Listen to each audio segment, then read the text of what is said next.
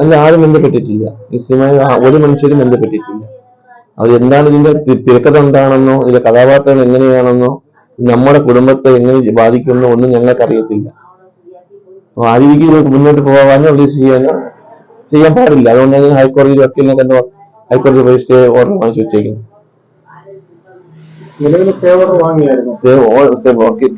കൊടുത്തിട്ടുണ്ട്. ഓർഡർ വാങ്ങില്ല, കൊടുത്തിട്ടുണ്ട്.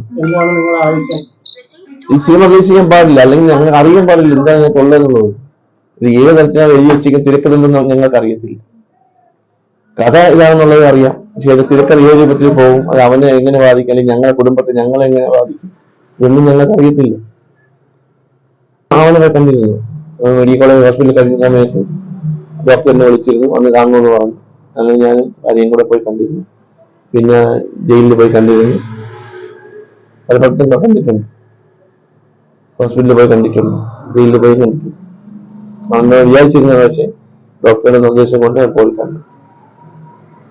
സംസാരിച്ചു, പക്ഷെ ഈ വക കാര്യങ്ങളൊന്നും സംസാരിച്ചിട്ടില്ല. അത് ആ വക കാര്യങ്ങളോ എന്നോട് ചോദിക്കരുത്. ചോദിച്ചു കഴിഞ്ഞാൽ എന്റെ മൈൻഡ് പോയാൽ പിന്നെ ഒന്നും ചെയ്യാൻ പറ്റില്ല. അതിന് മെന്റലി മാനസികമായ പ്രശ്നങ്ങളുണ്ട്.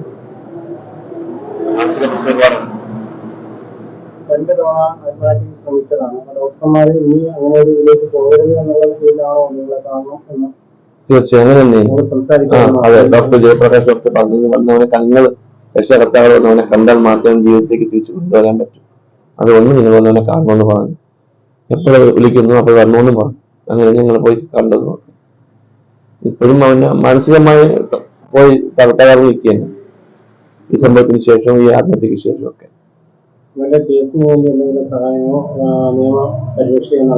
ഇല്ല, ഒന്നും